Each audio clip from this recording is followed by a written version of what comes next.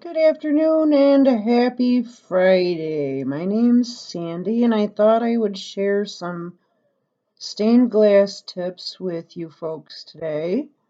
I have my solder pre-cut into 1 foot lengths, and what I like to do, most people when they solder, they'll take the solder directly to whatever they're soldering and hold on to the solder and solder thusly.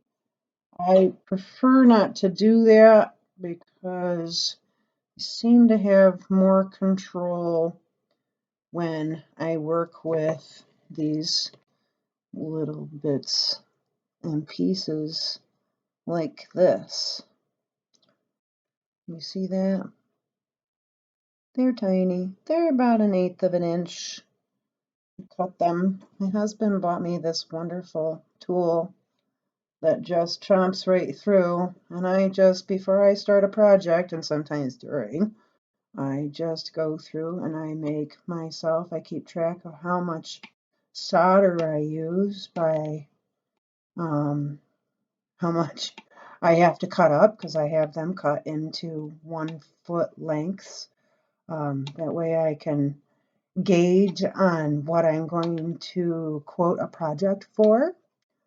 So you get the idea of this. I just thought maybe that would be a cool little thing. Sometimes they don't come out as small as I would like them. So I just take the small clippers. These ones, I don't use these. These are too hard. The handle slips off and it shoots the solder all over my table. So I don't use these. These are more effective and a lot more efficient.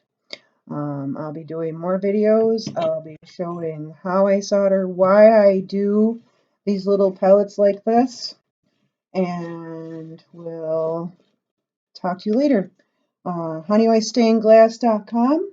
Call for any custom orders. I make little stuff like this. This is cute. That's what these are going to be. These are all going to be stuff like this. They happen to be yard ornaments for right now. Mother's Day is coming up. And I have a flea market to go to. All right. Everybody have a great day. We'll talk to you later. Thanks.